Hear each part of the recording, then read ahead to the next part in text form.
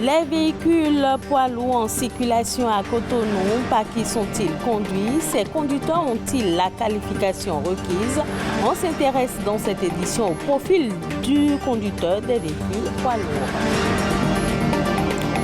Les légumineuses sont des aliments nutritifs, sains et riches en protéines qui contribuent à une alimentation saine. Ce 10 février leur est dédié.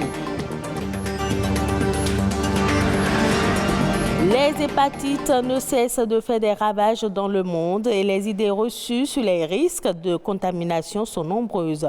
Contact physique, poignée de main et bise constituent-ils des risques de contamination? La réponse à suivre.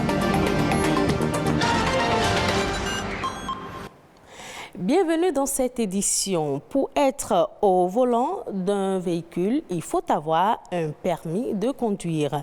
Mais en dehors du permis de conduire, quel doit être le profil des conducteurs de véhicules poids lourds? Jean-Claude James et Ramato Lawani nous apportent des réponses à travers ce reportage.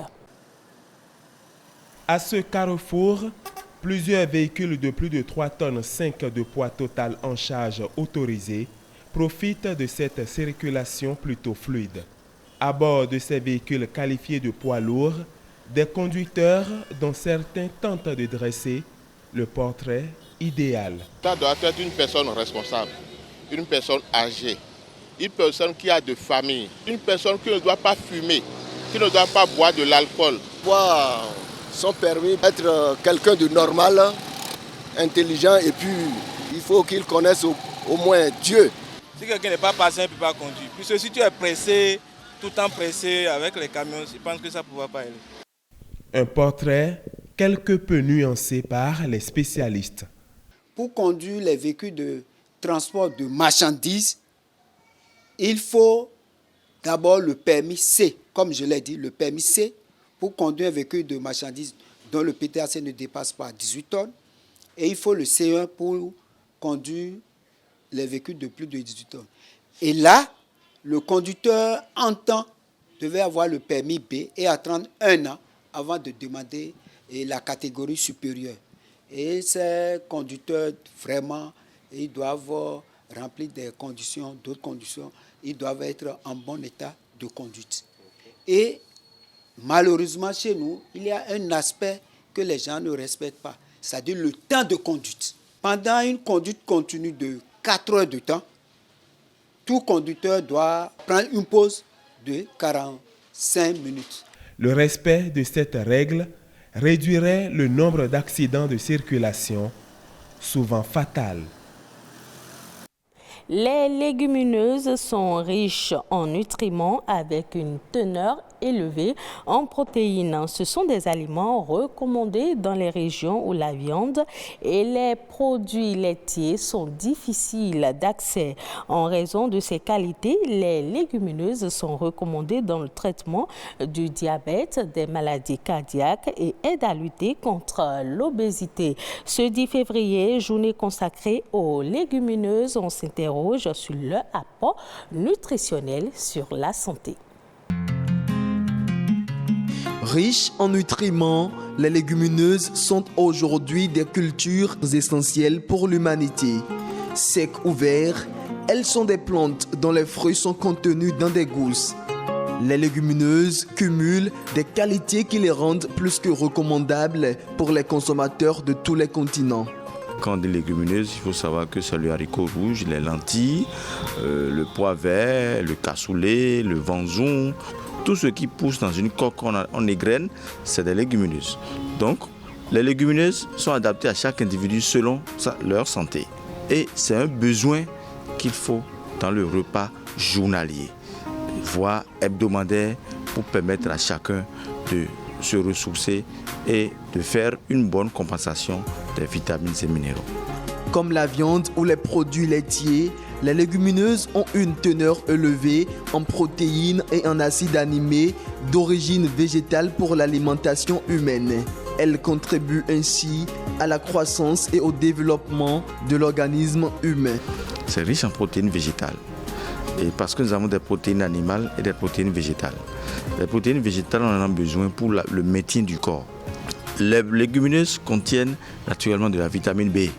La vitamine B, c'est la vitamine de la mémoire. Donc c'est pourquoi souvent les enfants, on leur conseille de faire la farine et de bouillir pour qu'ils prennent à certains âges. Et dans cette farine, vous verrez qu'il y aura le haricot rouge, le mil, le sorgho, tout cet ensemble des légumineuses avec les céréales à grains entiers se regroupent pour donner une tonicité à l'enfant, une bonne croissance. De même, celui qui est anémié, celui qui est dénutri, il doit prendre les légumineuses pour retrouver une bonne nutrition, une pleine forme. Bien qu'elles soient utiles pour l'homme, les légumineuses jouent aujourd'hui un rôle très important dans la protection de l'environnement. Les légumineuses permettent de lutter contre l'appauvrissement du sol. La culture des légumineuses nécessite moins d'eau. Les légumineuses, dans leur culture également, on utilise peu d'engrais chimiques parce que les légumineuses arrivent quand même à fixer leur propre engrais azoté. Et comme ça, elles permettent également de lutter contre les gaz à effet de serre. Beaucoup utilisent les légumineuses pour l'alternance des semences, pour l'alternance des cultures, toujours pour enrichir le sol.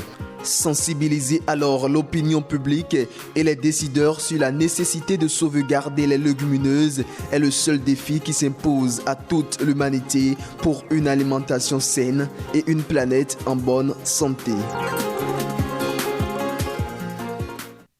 Les hépatites sont des pathologies à virus qui font beaucoup de ravages.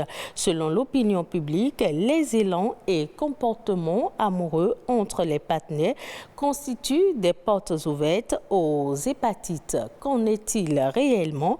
Les explications avec Martin Sopon, il est hépato-gastro-entérologue.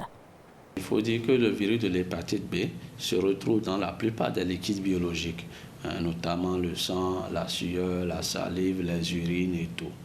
Mais la transmission, la contamination par ce virus, par les voies, la salive, le fait d'échanger, de s'amouracher, ça ne donne pas le virus. On n'est pas contaminé par ces voies. Et c'est rare, c'est exceptionnel que ça se passe de cette manière. Pour que ça se réalise, il faudrait que le sujet contact ait des lésions muqueuses, donc des plaies buccales et tout, et que la salive du sujet infecté se projette dans la plaie de l'autre pour que la contamination se réalise. Mais je tiens à préciser que si ça se réalise par cette voie, c'est déjà des sujets adultes. Parce qu'il faut savoir que l'évolution de l'infection dépend du moment de la contamination. Pour s'embrasser, s'amouracher ou aller à l'acte sexuel, il faut être adulte. Donc, pour être contaminé à ce niveau, il n'y a pas de problème. Vous allez faire une infection aiguë qui va se guérir spontanément.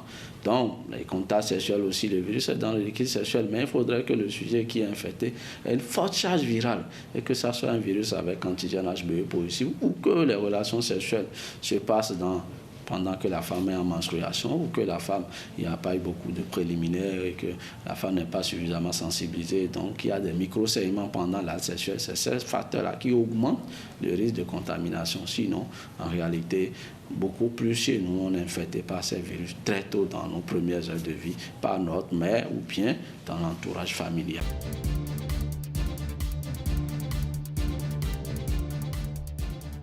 Désormais, la société béninoise de production d'électricité SBPE est désignée pour assurer la mission principale, acheter d'énergie électrique au Bénin. Elle va ainsi assurer la disponibilité efficiente de l'énergie électrique sur les réseaux de distribution aussi bien par sa production propre que par l'achat de celle des producteurs indépendants. La SBPE peut aussi importer l'énergie électrique lorsque les circonstances y sont favorables.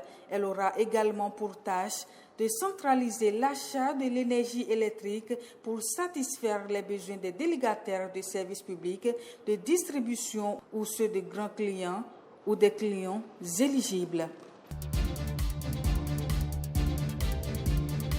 155 millions de francs CFA, c'est le montant que le gouvernement a déboursé pour booster la filière aquaculture au Bénin. Le but est de renforcer leurs capacités techniques et accroître la production locale du poisson. L'État a doté les pisciculteurs en matériel roulant et d'équipements de travail. Ce geste entre dans le cadre de la phase 2 du programme de vulgarisation de l'aquaculture continentale PROFAC. Les bénéficiaires de cet appui sont essentiellement des pisciculteurs clés et ordinaires, mais aussi des coopératives.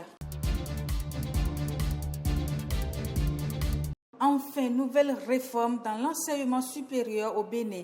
Le chef de l'État va procéder à l'installation de la délégation au contrôle et à l'éthique dans l'enseignement supérieur. Sa mission est d'assurer le contrôle des enseignements et l'évaluation des enseignants du supérieur, de veiller à la mise en œuvre et à la qualité des enseignements, y compris ceux en ligne, puis en assurer le suivi et l'évaluation. Une occasion pour instruire les dossiers de manquement présumés à la discipline, aux règles d'éthique et de déontologie professionnelle, aussi bien dans les universités et écoles supérieures publiques que privées. Tout ceci sera accompagné par des mesures conservatoires ou les sanctions à l'effet de faire cesser ou punir tout manquement relatif. La délégation va être dirigée par le professeur Epiphane Sohwenou, actuellement membre de l'autorité de régulation du secteur de la santé.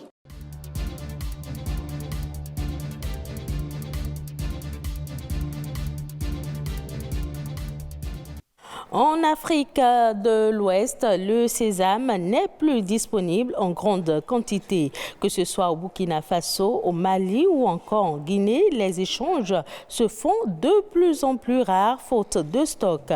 La majorité des productions du sésame est déjà dans les ports pour être exportée. Au Tchad, au Bénin ou au Sénégal, les producteurs auront bientôt eux aussi terminé de vendre leur récolte. Or, la demande asiatique est toujours importante, notamment au Japon, et l'offre de l'hémisphère nord n'est pas suffisante pour répondre aux attentes des acheteurs. Et ce sera tout pour cette édition. Merci de l'avoir suivi. Retrouvez ce journal sur le site de l'ORTB, www.ortb.pj.